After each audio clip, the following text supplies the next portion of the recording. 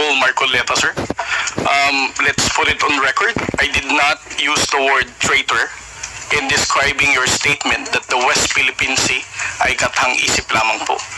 Let me read my post on X.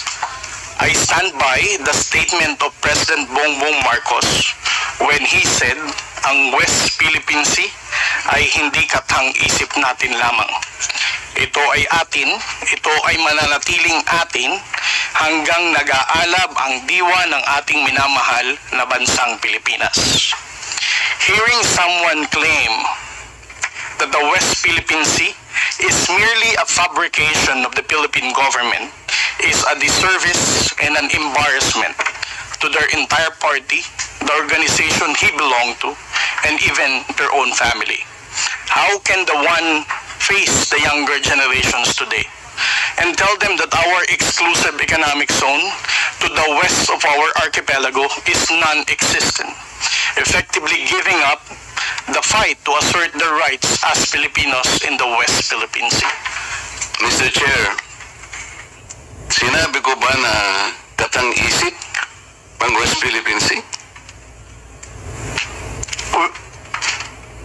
I cannot recall, Mr. Chair. Hindi, kasi ang salita mo dyan, merong nagsabing katang-isip. Sinabi ko ba na katang-isip ang West Philippine Sea? I said I stand by the statement of the President. I did not mention you said it. Meron kang katang-isip na sinabi dyan eh. To whom are you referring that? No, sir. The katang-isip phrase was the President's statement during his SONA. I just merely restated the statement of President Bongbong Marcos Kaya nga, when he you are now presented it to SONA. Kaya mo lang nilabas yan after I said that there is no such thing as West Philippine Sea, but that is in context of the fact that it is not yet registered in the International Hydrographic Organization. Alam mo, Commodore, ang procedure. Tama. Mr. Chair? No, you have to answer, Mr. Chair. Alam mo yung procedure kung paano maitatala, kung paano natin papangalanan ang isang karagatan na tayo ang may-ari. You know the procedures, right? With respect to the 19th Congress who passed You the have to answer my question, Mr. Chair. the Philippine Maritime Zones Act, sir, the West... Kindly repeat your question. You know, Commodore, the procedures on how we can register the name of a maritime area that we control or that we believe it is ours. You know the procedures on how Yes, to sir. register. Okay. So, ano na po ba? Nakarehistro na po ba? Nairehistro na po ba natin yung West Philippine Sea? Sir, with regard to your question, there must be a legislation and then submit it to the international... Oo nga, meron na po Hydrographic tayong Organization. legislation. Yes, As sir. a matter of fact, nagagawa na po yung Congress. Kailangan po talaga yon. Yes, sir. Nagpasimula tayo sa administrative order pero kulang yon. Kaya nga po ang Congress gumawa para tulungan po kayo. Okay, sa ngayon po, sa tagal na po ng proseso, yun po yung dapat ninyong palaging gagawin. Kailangan lahat ng lakas natin gamitin, maparehistro po natin. Pero ngayon, hindi pa nakarehistro, tama po. Again, sir, answer your question. Please. Steps by Commodore, Andale. Yes, sir. Please answer the question directly. The question calls for a yes or no. No, sir. If it's in IHO, yes, through legislation. Sinasabi ko yung IHO because this is the only world body that officially names a particular area of the sea. Kaya sa konteksto po ng pinag-uusapan natin, kaya ko lang nasabi, sapagkat hindi pa po nakatala, we need the international community to recognize a part of our own. Yun lang po ang punto doon, Mr. Commodore. So kung hindi pa po nakatala, tama po ako, hindi ba? No, sir. You are inconsistent. No, sir. I did not say that you're correct. I will not agree that you are correct. West Philippine Sea is our exclusive economic zone. Mr. Chair, wala tayong dispute dyan. Sinasabi ko na nga sa iyo, yung sinasabi nating West Philippine Sea is our own exclusive economic zone. This is ours. You and I should fight for it until the last drop of our blood. Ang sinasabi natin dito, kagaya ng nire-request ng CICC, let us educate our people sapagkat ang alam ng mga tao, lahat tayo, ang alam natin, nakarehistro na. Ang sinasabi ko, hindi pa po nakarehistro. Ikaw ba pwede kang mag-enroll sa isang eskwela nang hindi ka nag-register, nang hindi ka nag-enroll? You answer my question. Of course, sir, there is a legislation. Kaya hindi pa nakarehistro, Mr. Chair. This is the only point. Let us not create a mountain out of molehill.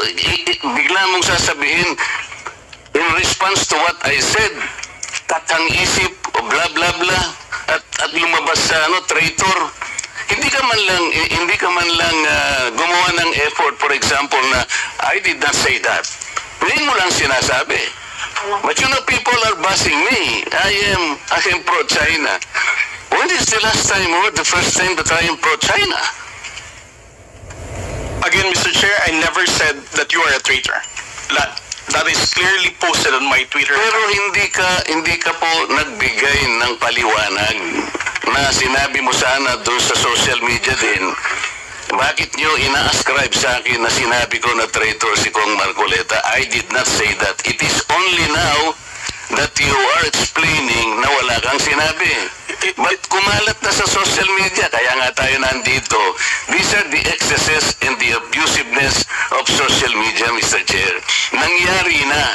Kahit na ilang libong mag-explain ka dito, yung tao narinig na nila na ikaw ang nagsabi. Because meron ka pang litrato doon eh. Mr. Chair, nobody has ever asked me whether you are a traitor. This was only the first time that I was asked whether you are a traitor or not.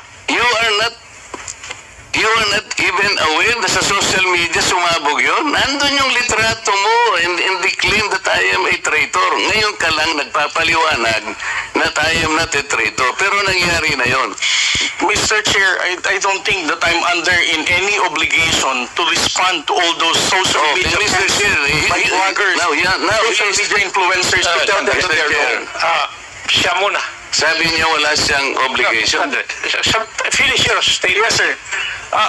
Mr. Chair, Honorable Marcoleta, sir, I think I am no under obligation to tell all the social media influencers, to bloggers, defend your name, tell them that you are not a traitor. Again, I did not mention that you are a traitor. Those words did not come from me. Why would I go to the extent of defending you and you are running for Senate? I might as well be interpreted as running for supporting somebody for public office. Mr. Chair, clarifying something that is wrong is not political. Thank you, sir. Commodore, tinatanong lang ni Honorable Marcoleta that merong lumabas kang statement. Siguro, binigyan ng interpretation ng ibang bloggers at nasabi na traitor si Honorable Marcoleta. Ang tinatanong niya is, unang-una, alam mo ba ito na gano'n na nangyari? Would you know? No, sir, because when it became a social media popular post, I was not here in the country. I was actually in the official business outside. So when did you come to know about this? I only came to know about it when Congressman Marcoleta called me Gago and Mangmang in one of his interviews. So when was that?